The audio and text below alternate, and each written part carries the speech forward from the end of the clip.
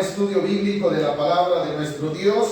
Estamos en la carta a los Hebreos, capítulo 10, versículos del 26 en adelante, ¿verdad? Esta noche vamos a aprender lo que Dios nos quiera enseñar por medio de la palabra. Esta es la última de las exhortaciones dadas en concreto, ¿verdad? Para nosotros. En aquel tiempo fue a los judíos creyentes, pero que debemos de entender que de alguna manera u otra también es para nosotros. Y es una advertencia al cuidado que se debe de tener de ignorar, rechazar el sacrificio perfecto.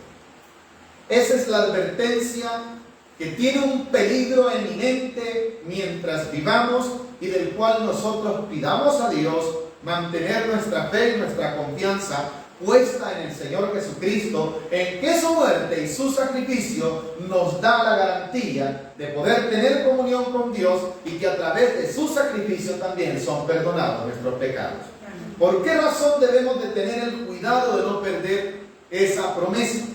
Porque la palabra de Dios dice en el versículo 26 del capítulo 10 de Hebreos: porque si que pecaremos voluntariamente después de haber recibido el conocimiento de la verdad, ya no queda más sacrificios por los pecados. ¿Qué quiere decir si pecaremos voluntariamente?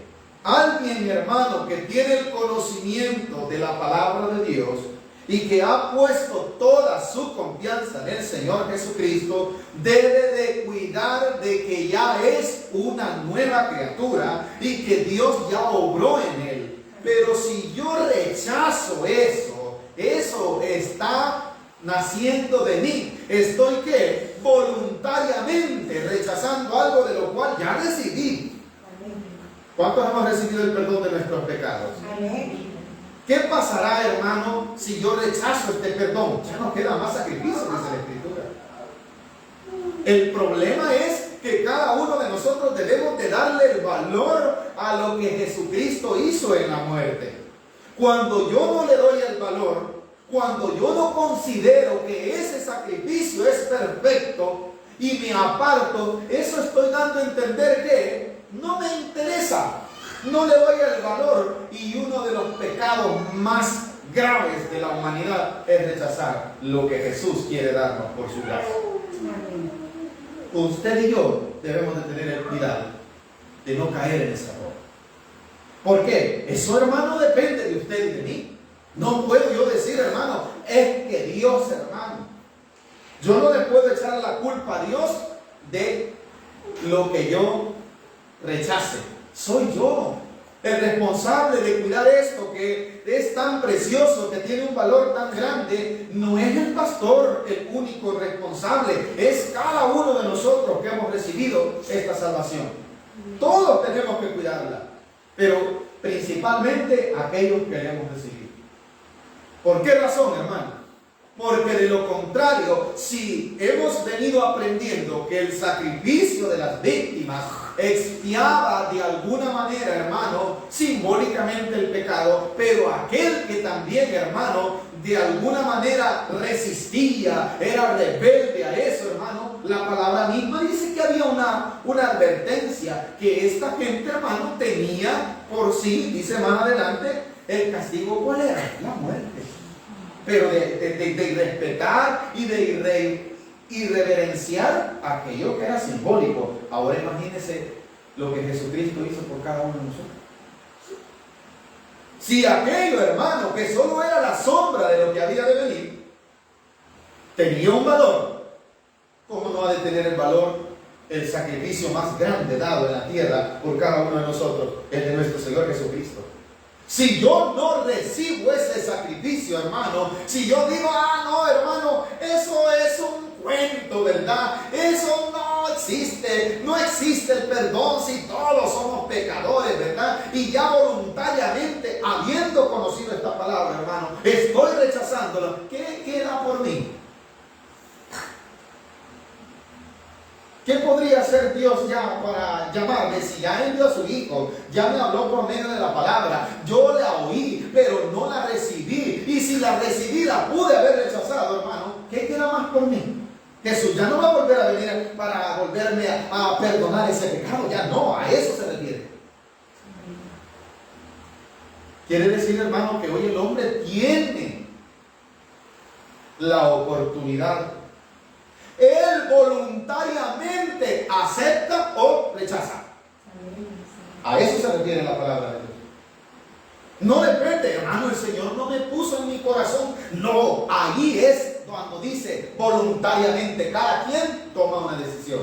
No le obliga a Dios, ni tampoco, hermano, el enemigo, ¿verdad? Es algo que el hombre dentro de su corazón tiene que tomar esa decisión de rendirse al Señor, de entregarse a Él. Pero si voluntariamente dice, no, vaya, les voy a poner un ejemplo. Hay muchos creyentes que se apartan y viven una vida, hermana, apartado del evangelio, apartado de la fe. Y el Señor en su misericordia les llama al arrepentimiento. Pero ellos dicen, no, todavía no. ¿Eso cómo lo ven ustedes? Es un rechazo. ¿Y cómo lo están haciendo? Con conocimiento. Amén. Lo están haciendo. O sea, de su corazón nace. No, ¿por qué? Porque dentro de su corazón la voluntad de ellos, hermano, no se ha rendido a Dios. No se han dado cuenta de lo que han despreciado. Han despreciado el tesoro más grande para sus almas. O sea, en un tiempo lo oyeron, lo escucharon, pero ellos decidieron, ¿verdad? No, está mejor el mundo, ¿verdad? Hermano, no es el Señor el que los condena. El Señor siempre está con los brazos abiertos. Y esto es como aquel que dice, yo como conozco de Dios, hermano, yo por eso las cosas de Dios son serias, hermano. Yo por eso no voy a la iglesia. Imagínate, hermano. ¿Sabe que hay opiniones así? Hay gente que dice eso. No, las cosas de Dios son serias. Y entonces, ¿por qué no se arrepienten? Tienen el conocimiento, quiere decir, ¿verdad? Pero voluntariamente ellos no quieren ceder. El sacrificio ya fue hecho por ellos. Y lo conocen, saben que Jesús murió por sus pecados. Ahora, el problema de la advertencia es para nosotros los creyentes. Mira, hermano, duro es que el apóstol Pedro, también dirigiendo una carta a creyentes judíos, si no me equivoco, en la primera carta dice que, busquémoslo si gusta, esto es similar, primera carta del apóstol Pedro, para que vea que la palabra de Dios está en sintonía. Y en el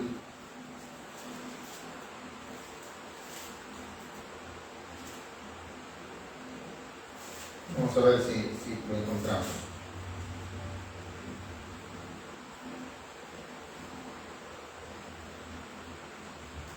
Capítulo 2 de segunda de Pedro.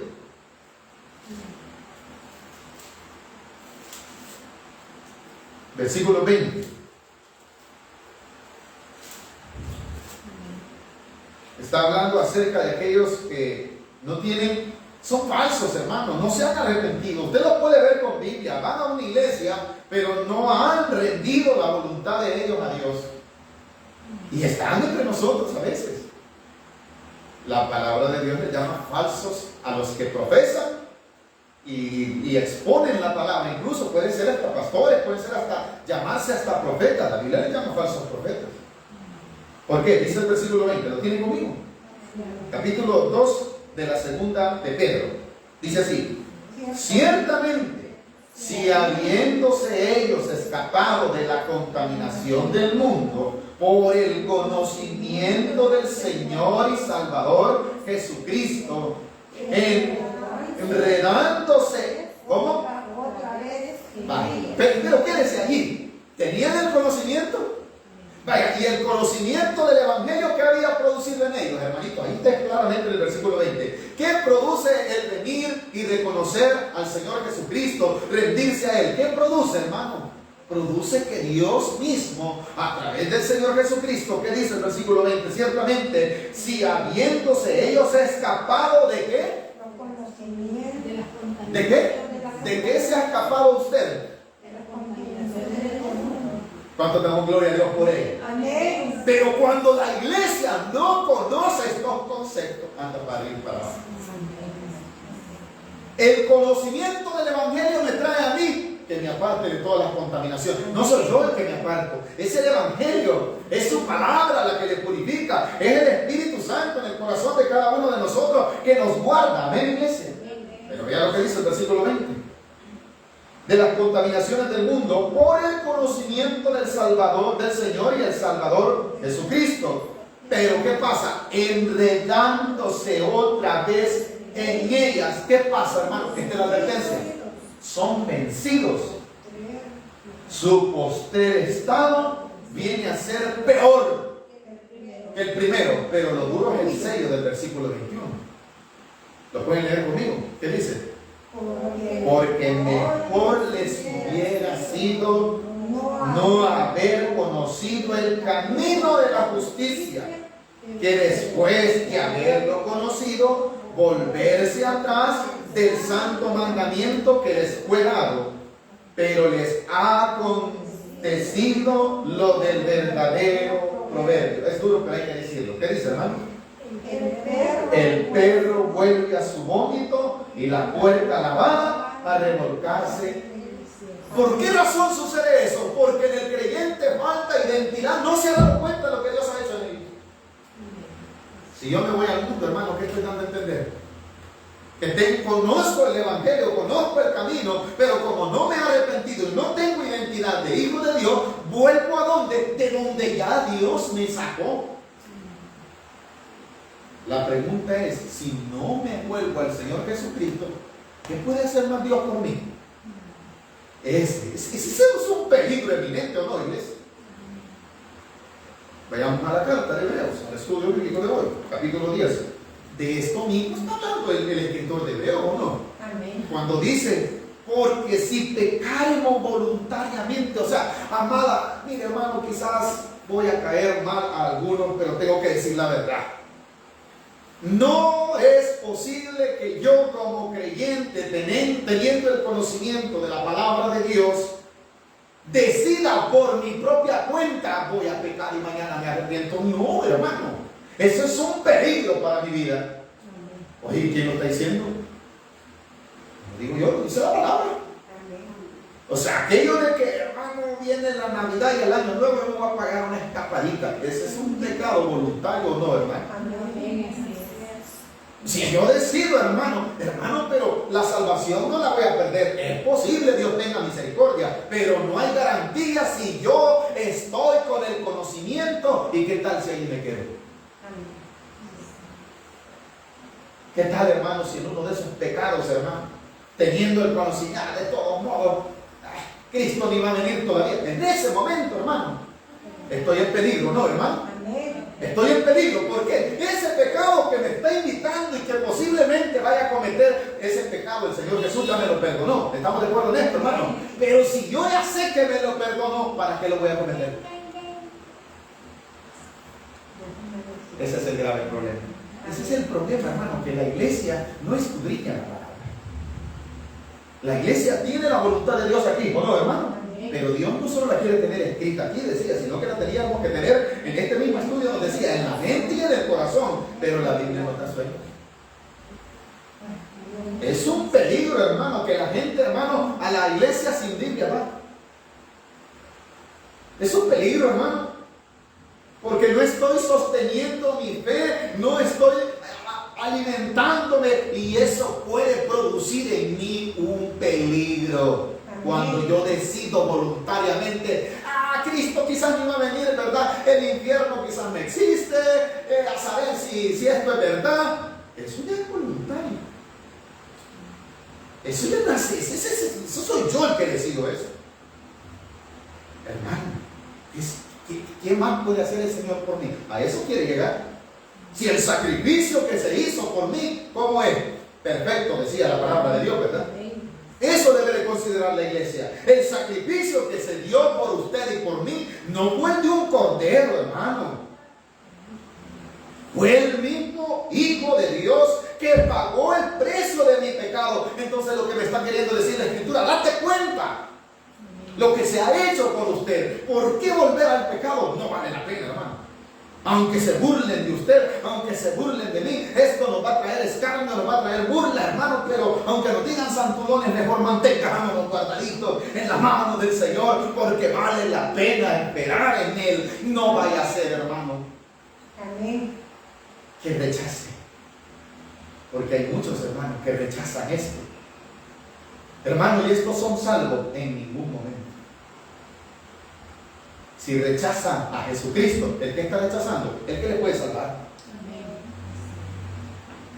¿Y por qué se rechaza a Jesucristo? ¿Hay formas de rechazar al Señor Jesús? Sí. Confesándolo, negándolo. Y otra es pasivamente. Que yo con conocimiento, este pecado está bueno, esta movida me está trayendo dinero, yo voy a seguir vendiendo esas piedritas, como nadie sabe, ¿verdad? Ese polvito blanco, no es cal, hermano. O voy a seguir, ¿verdad? De todos modos, no sabe mi esposa que tengo dos afuera. Y yo con conocimiento, hermano. La Biblia dice claramente: el que practica el pecado, ¿de quién es?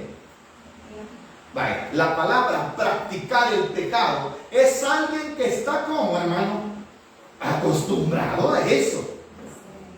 Alguien va a decir: hermano, ¿y usted que acaso no peca, no cae, usted no ofende al Señor? Pero no voluntariamente, esa es una diferencia. O sea, mire, le voy a poner un ejemplo. ¿Y usted no lo he visto enojado, pastor? Claro, enojado muchas veces. Pero nadie sabe las luchas con las cuales usted no quiso enojarse. Pero ¿qué tal si yo toda la vida vivo burlado? Y a nadie le hablo. Eso sí es voluntariamente o no, hermano. Eso ya depende de mí. Pero si aquel que practica, le daba una ilustración a un pastor, muchas veces Dios nos la ha puesto para poderlo ilustrar. Usted ve que el futbolista vive de practicar el deporte, ¿verdad? Él juega fútbol, ¿verdad? Y a la pelota le pega mejor que usted, ¿o no? Y usted de repente va en la calle, están unos niños jugando fútbol y les cayó la pelota en su casa, viene, la agarra usted y la poncha. ¿Ah? No viene usted y la agarra, va, y le da con el pie. El hermano está jugando fútbol. El hermano dio la pelota, pero él no practica, no vive de eso. Así son los pecados del pecado, que son una lucha, hermano. De repente vino un problema y fue inevitable el enojo, fue inevitable que se manifestara de alguna manera u otra, hermano, la debilidad suya. Pero no se quedó allí porque sabe que eso es ya voluntario. Pero si yo ya, con conocimiento, ¿verdad?, me quedo practicando, ese es el problema. No sé si estamos entendiendo. Amén. Que yo ya me quede allí, hermano. Yo sé que ahí está, hermano, el adulterio, ¿verdad? Y yo, de todos modos, y mire, el problema es que esas cosas se vuelven atadura. Todo tipo de pecados, el alcoholismo, el ladronismo, el asesinato, el adulterio, la fornicación, todas esas cosas se vuelven ataduras. El enemigo le dice al hombre solo una vez. El enemigo engaña de esa forma. Cuando viene a sentir, hermano, el que es alcohólico, ¿usted cree, hermano, que cómo empezó esta persona? ¿De un solo se puso una gran cilindanga? Empezó como un poquito, ¿o no, hermano? El que vive en el adulterio, hermano, el que vive, ¿cómo empezó, hermano? Una vez. El que mató, hermano, ¿cuánto? De un solo nació matando el muchachito. Primero empezó golpeando, ¿verdad? Y después en un enojo mató. Y si le vuelve a dar la oportunidad y él cree que con matar a otra persona, hermano, se resuelve el problema, lo vuelve a hacer. ¿Se volvió qué? Una atadura. ¿Se quedó cómo?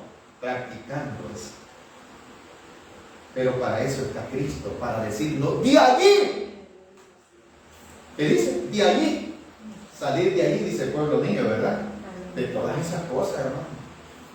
Entonces dice el versículo, no hemos avanzado, pero tenemos que, para que nos vaya quedando clara la idea, hermano. No existe otra alternativa para nuestra salvación que creer en nuestro Señor Jesucristo y mantenernos en esa fe, y que de allí, hermano, no nos apartemos. Pero si ya decidimos nosotros rechazar esto, ¿qué queda? Ya no queda nada. Versículo 26. Porque si pecaremos voluntariamente, ¿nos queda claro esta parte donde dice voluntariamente? Amén. Porque si pecaremos voluntariamente después de haber recibido el conocimiento de la verdad, ya no queda más sacrificio por los pecados. Si yo decido ya no seguir. Ahora, quiero aclarar algo también, porque hay algunos que interpretan que aquel que pecó cayó, ¿verdad? Tuvo una debilidad. Y esta persona, hermano, quiere volver. Hay herejías que cierran la puerta. Eso es incorrecto también. Está hablando de aquel que rechaza y se queda allí. Ya no vuelve. Pero de aquel que vuelve arrepentido, pero deja el pecado. No vuelve a la iglesia, pero mantiene el pecado. Eso es lo que Dios no quiere. Porque esto lo ocupan también algunos para decir, ya no hay perdón, porque ya se les perdonaron de los pecados que ahora cometen adelante, ya no tiene más sacrificio. Se refiere a aquella persona que decide pecar y quedarse en el pecado. Aquel que cayó, hermano, pero que se vuelve a arrepentir, que entiende que ese no es su lugar, que quiere volver a su estado. La palabra de Dios habla del reconcilio, habla de la oportunidad. Hijitos, si pecaremos, ¿qué dice el apóstol Juan? Oigan, o sea, el problema ¿cuál es? Que yo me quede voluntariamente allí. Ese es el problema. Para eso sí ya no hay sacrificio. Me voy a ponerlo como ejemplo. Yo dejo de predicar, dejo a mi esposa, dejo a mis hijos y no vuelvo más al evangelio, hermano, y me voy al desenfreno del pecado. Imagínense que nunca yo me arrepienta, tengo conocimiento de la verdad. ¿Qué tal, hermano, si hasta blasfemo y digo, ay, ya eso de la iglesia, arrepentido estoy de los años que perdí allí? Es una blasfemia, ¿no, hermano? Y no vuelvo ni me arrepiento. ¿Qué sacrificio queda más por mí? ¿Por qué? ¿Quién tomó la decisión?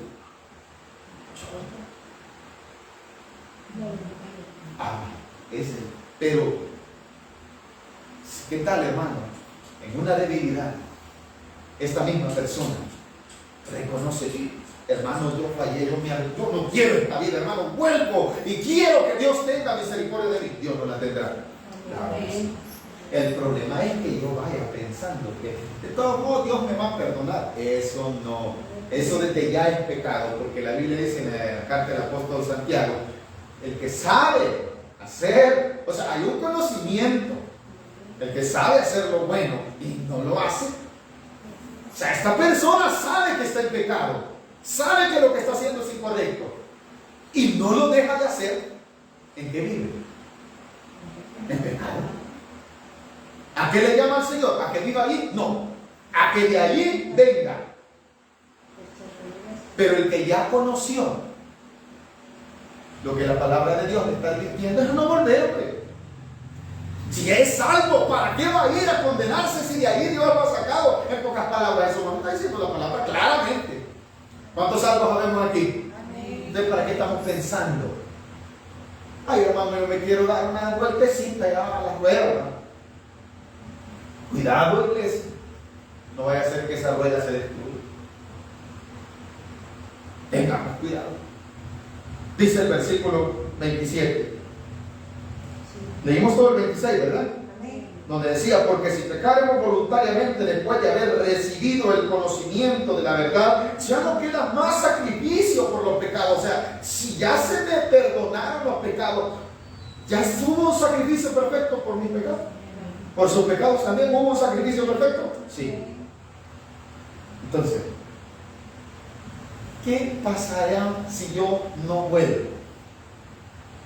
Lo siguiente, versículo 27. Sino una horrenda expectación. Mire, desde ya me está advirtiendo que lo que queda después de la muerte, que la misma palabra nos dice, en el capítulo 9, si no me equivoco, lo mismo, ¿verdad? Donde decía, hermano, que Cristo murió una sola vez, porque está establecido que los hombres mueran una sola vez y después el juicio, ¿verdad? Entonces, ¿qué le queda a aquel que se aparta, que rechaza el evangelio, que se va, hermano, conociendo la palabra de Dios? Ay, hermano, yo aquí siento mejor. Mira que la iglesia sueño me da, hermano. ¿Qué le espera? Esa es la palabra, una expectación. ¿Cuál es la expectativa de él? Que cuando el juicio venga, de eso habla. O sea, el juicio vendrá.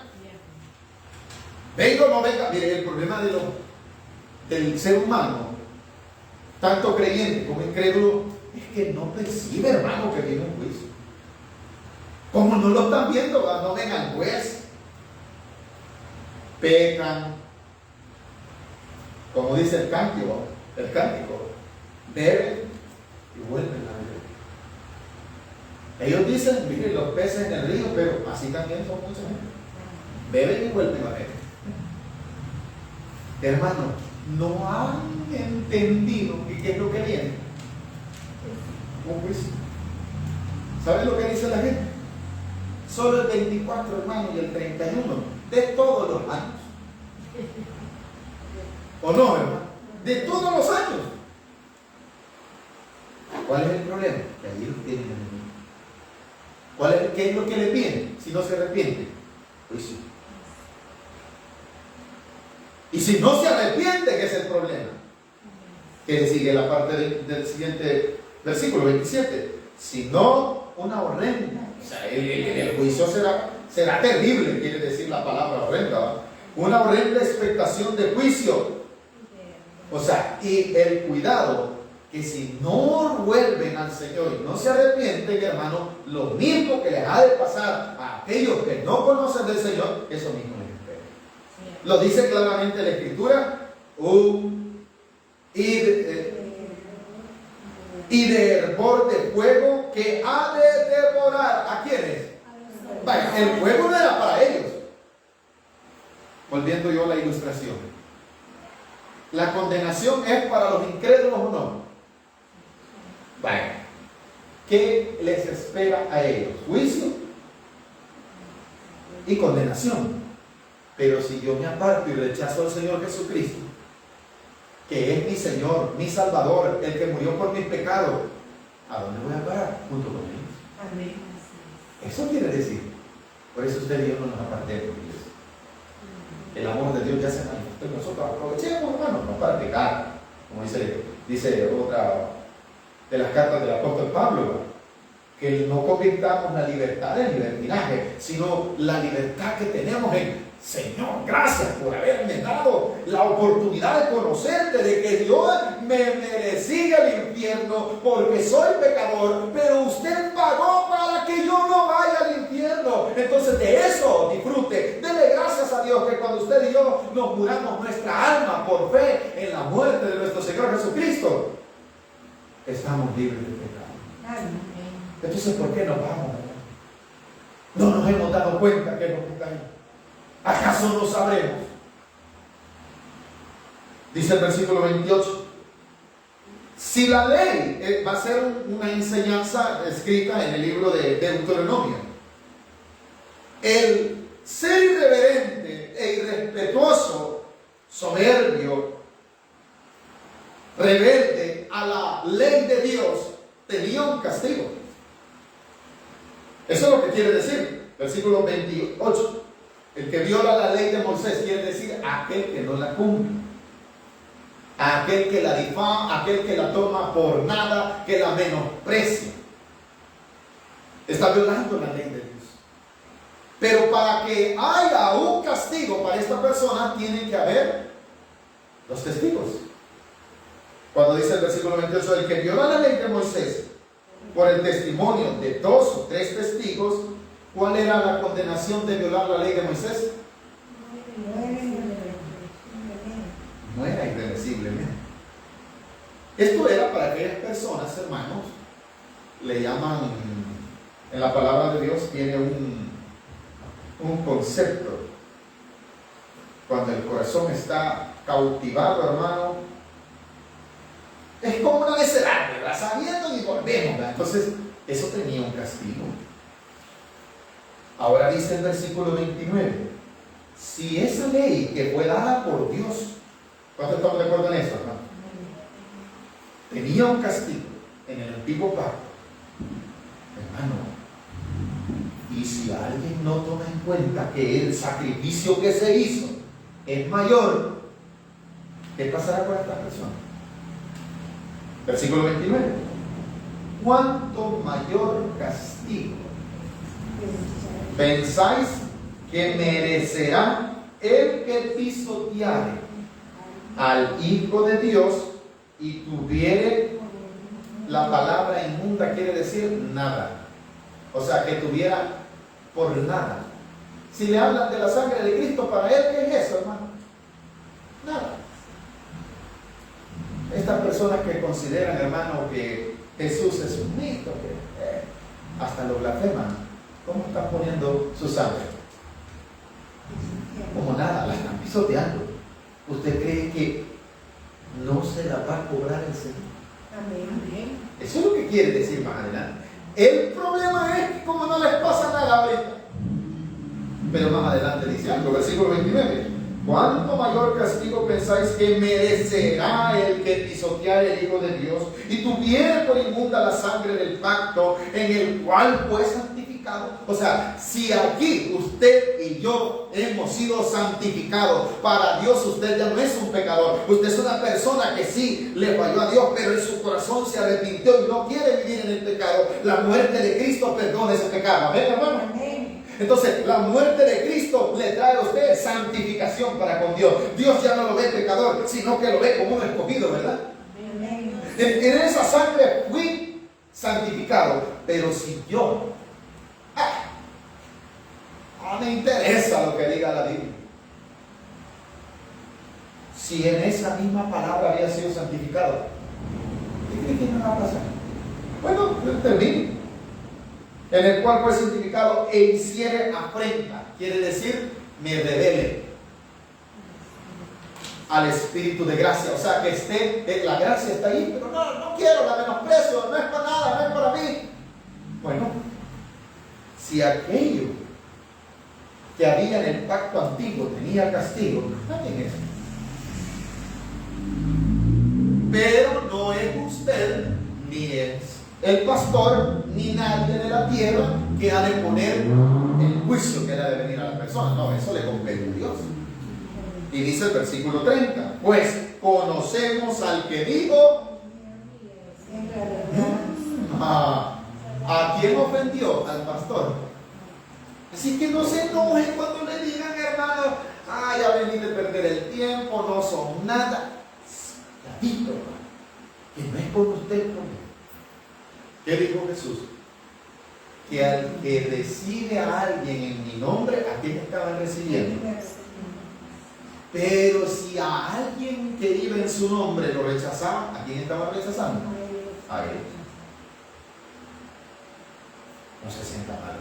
Solo obre para que Dios tenga misericordia y antes de que se muera usted, Señor, lo salva, ¿verdad? Que esto que ha hecho no le sea tomado en cuenta, como dijo Esteban, ¿verdad? Al momento de morir repitió esas palabras, ¿verdad? Señor, no les tomes en cuenta este pecado. Me están matando, me están trayendo mucho dolor.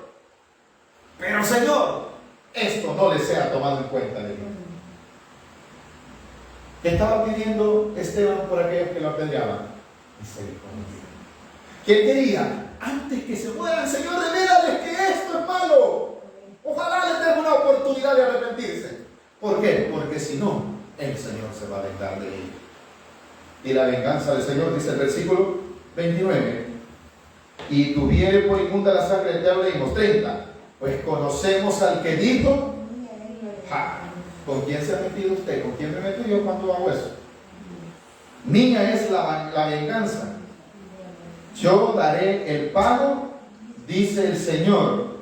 Y otra vez, el Señor ha de juzgar. Ay, hermanos, tengamos cuidado que el juez nada se le va a este tipo de, a este juez del que habla la Biblia. A los jueces de la tierra la gente los puede manipular, los puede comprar, se pueden hacer, como dicen popularmente en algunos de los países, ¿verdad? Se hacen los del ojo pacho, ¿verdad? Como que no vio, ¿verdad? Pero este juez, ¿qué pasa? Todo lo ve. Amén. Ve todas las ofensas que yo hago. Ve todas aquellas cosas injustas e incorrectas que yo hago. Y si conozco el Evangelio y la sigo haciendo, hermano. Ay, hermano, a usted le gusta meter temor, por eso su iglesia no se llena, porque usted no les dice la verdad. Sí, Dios es amor. Sí, pero la Biblia dice el siguiente versículo 31. Dios es amor. ¿Estamos de acuerdo en esto? Pero Dios tiene una área, hermano, que se llama ira. Y yo tengo que predicarla porque la Biblia lo dice. Amén. Ahí hay una secta que dice que no, y cómo Dios le va a dar fuego a sus hijos, si Dios es un Dios de amor. Sí, pero la Biblia dice que al que ama lo disciplina, porque no quiere que se pierda. Así dice la Escritura, hermano. Que también hay una área de Dios que se llama justicia. Ese es un atributo de Dios. Y dentro de esa justicia, Dios no pasará en ningún momento todas mis injusticias. Si yo sé que eso es malo y que Cristo me perdona, pero yo no quiero ese perdón, hermano, ¿usted cree que va a pasar por alto eso el Señor? Si quieres perderte, te van a perder, para decir el Señor. Yo te quise salvar. ¿O no? Amén. Entonces dice el versículo 31, horrenda cosa. Vaya, hay dos formas que la mano de Dios esté sobre el hombre. Una es que su mano esté a favor de nosotros, pero otra es que también su mano para castigar esté en contra de él. Y solo existen dos. Allá cada uno de nosotros que escoger. Como decía Esdras, que la mano de Dios esté para bendición de nuestra vida, o que la mano de Dios esté para castigo, como lo estuvo para con Israel, como lo tuvo para con muchos reyes de la tierra en tiempos de Israel. Poner un ejemplo, usted conoce la historia de un rey malvado que se llamaba Acab. Acab era un rey de Israel, el cual se casó con una bruja, y esa bruja lo dominaba. Y sabe, hermano, que eso Dios no lo pasó por alto. Él gobernó por un tiempo con esa gran injusticia. Mire, tanto que él tenía un palacio del rey. Esta es una historia real.